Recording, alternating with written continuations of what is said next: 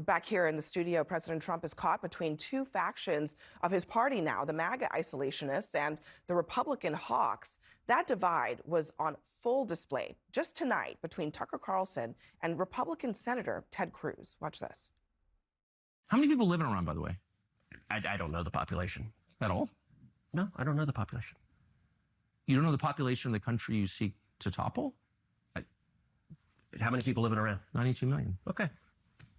Yeah, How could you not know that? I don't sit around memorizing population tables. Well, it's kind of relevant because you're calling for the overthrow of the government. Why is it relevant whether it's, because, it's 90 million or 80 million or 100 million? Why is that relevant? Because if you don't know anything about the country... I didn't say I don't know anything about Okay, what's the ethnic mix of Iran?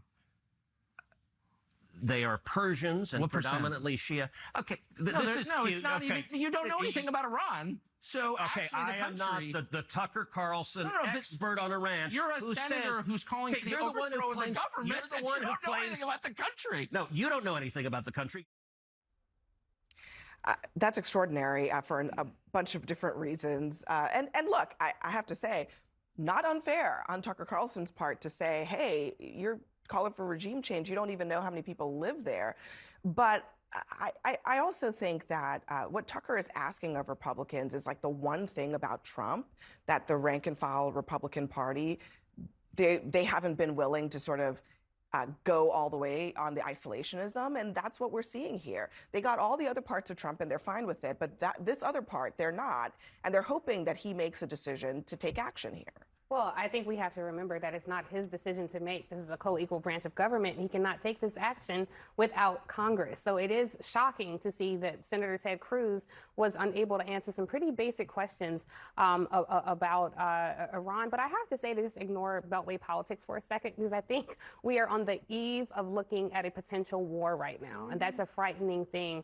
And I was here at this very network in 2003 during the lead up to the war in Iraq. And same thing. It was fought with, this idea of, sustaining their nuclear capabilities. But the background ambition was regime change. And I think we're seeing that same thing play out here. And like we saw in 2003, it turned into a bloody quagmire. And I think we could see that here now. I don't know, based on what the IAEA is saying and all the reporting, I don't know that we can get to that nuclear site that's buried so deep in a mountain. It's like vibranium in Wakanda. Like it is embedded deep in that mountain. I don't know that we would be able to destroy that facility. I don't know that it's a good idea for us to get involved. Iran and its proxies have certainly been weakened, but they can very much be a wounded animal. And if they're cornered, they have two options. They can escalate or they can negotiate. And I don't know what we're looking at right now, but I don't think Israel would have taken this action if they did not have certain assurances from the United States government that they would back them. So this seems like a very dangerous time. I mean, according to our reporting, Hagar, they were hoping that that Trump would decide to join in. But Anderson was talking about unintended consequences, and I think that really should be on everyone's mind right now. You don't want to plan for the things that you know are going to happen. You want to plan for the things that you don't know are going to happen. And I wonder what you think some of those unintended consequences could be. Sure. So I see two dangers. I should be clear that I'm in favor of these strikes, by the way. And I wouldn't have been in favor before October 7th, so I can explain that a little bit. But there are still dangers. I don't want to undermine those dangers. One of them is that you could see the unleashing of the paramilitaries and terrorist groups and militias that Iran has funded and armed across the region unleash themselves. I will say that right now, Hezbollah itself came out and said they weren't going to get involved. And the Iraqi militias right now have also restrained themselves. And the reason for that is that they are too weak. After everything that has happened over the last year and a half, they just want to survive. So they're afraid to go and get themselves involved. And at the moment, they're restraining themselves. Still, it's a danger. And you have Iranian elements, by the way, not just across the region, you have them around the world. We have had here in the United States multiple attempted assassinations and kidnapping attempts against, for example, Iranian women's rights activist Mahsa against President Trump by Iranian agents. And so we know that? I love how this that's has been proven, by the way, by the Department of Justice. There was a trial. This was concluded in a trial, and two people are in jail. No. I think we're talking about different things here. I'm talking about an earlier an Iranian. Donald Trump, because that's also there is an Iranian agent that is he's going on trial, 2 agents going on trial very shortly. Okay, that's fair. Go ahead. For the attempted assassination of Trump. Yeah. But that said, so you've got those dangers. And then the other dangers you have is what does happen if the regime falls? I don't actually believe that the policy is as explicit as regime change. The conversation publicly turned to that very quickly because the regime is so weak. And well, also so because Netanyahu said so. I mean, he's hoping. Yeah, I mean, he certainly is hoping He's for hoping it. for that. But Yeah. this is driven by an effort to not have a nuclear weapon. And if they don't have their nuclear power, that undermines their very existence. That's the thing that has given them their confidence. But if you don't have if the regime falls, it's not clear who follows, how a transition to democracy follows. Yeah. You have an IRGC army that is 300,000 strong, and you haven't seen significant defections yet. So while you have a minority in Iran, only 15% support the regime. You have a huge group who hate the regime and want to see its fall. These things don't tend to go very smoothly if it happens. I mean, they internally have a lot more influence and power than even the population and the polls suggest. The Times had this interesting story talking about Trump over the weekend really changing his posture on this, wanting to get involved in part because, according to them, he realized that he saw all the wall-to-wall imagery of what was being portrayed as Israel's military genius while he was watching Fox News over the weekend. So that is also playing a role, apparently, reportedly, according to the Times. Yeah, it's pretty disturbing that all it takes is this like weird competitive spirit that Trump has to egg him on to essentially potentially engage in an offensive war against Iran, which I actually think would be absolutely disastrous. Let's just all remember the fact that the United States joined forces with the Saudis to try to defeat the Houthis in Yemen and failed in doing so. The way that we discuss regime change wars in this country is absolutely ridiculous, especially when you're talking about a country like Iran, which has far more military capability than Iraq did. The terrain, the land mass of Iran is obviously a lot more challenging for the United States if we decide to make the mistake of engaging in this war. You also have to keep in mind that,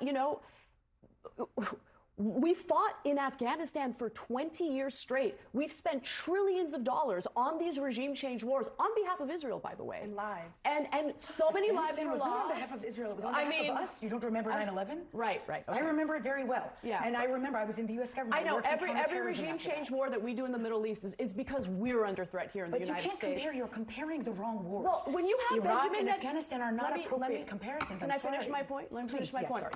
The United States right now is dealing with $37 trillion in debt. We're spending $1 trillion a year to service that debt.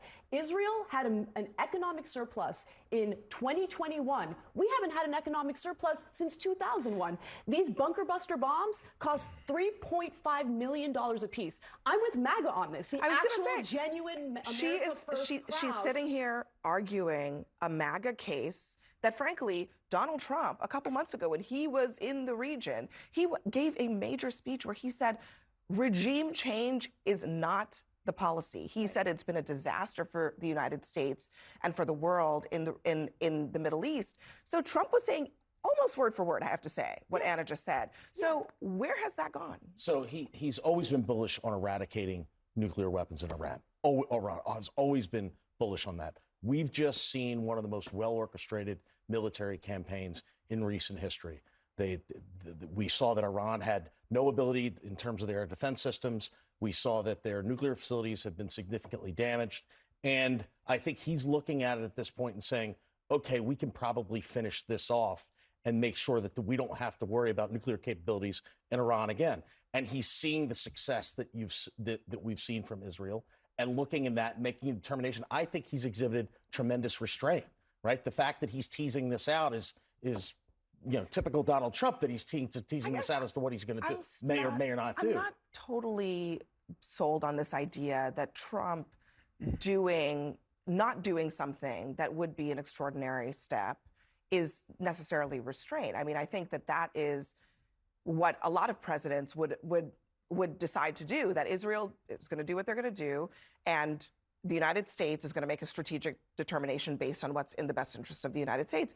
So compared to prior Republican administrations, this is a ton of restraint. I mean, but tell me, when did the prior Republican administrations bomb Iran's nuclear facilities. Maybe not Iran, but we certainly went into Afghanistan, Iraq. Yeah, but I think that this is important. Under false pretenses, There's a reason that it hasn't happened, and there's a reason why everybody who wants him to do this is arguing that he should do it because all the other presidents haven't done it, except that Donald Trump ran on not doing this kind of thing. I think that the risk here is you see the toppling of the regime.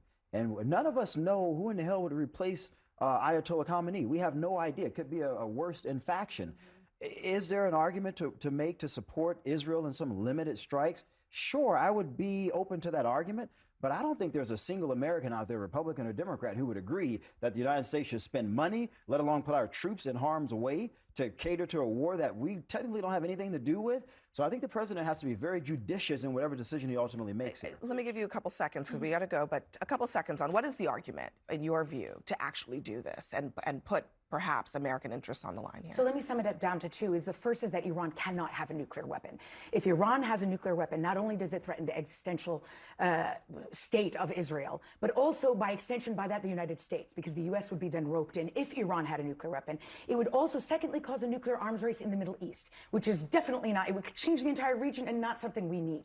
But the fact is, and this is why I said that before October 7, or really frankly before last fall, I wouldn't have been saying that I was in favor of this, is because last fall, when Iran pursued these drones and missiles against Israel, and they were all intercepted, and Israel responded by taking out Iran's defense missile systems, which is why Trump says we own the air, why Israel has been able to pursue the strikes it's been able to pursue. It showed Iran as the emperor with no clothes. Not only with no clothes, with no underwear. And so now it's then you have Hezbollah that can't respond. You have Hamas that's been decimated. The Houthis are their JV team in Yemen. They're historically and so weakened. That's why suddenly you're seeing them take advantage of something that when I was at the White House back, this is 2010 and 11, Israel had been planning attacks back then. They've planned this for years and years. 33-year war in the making. I mean, Netanyahu has been saying that Iran is on the precipice of having a nuclear weapon.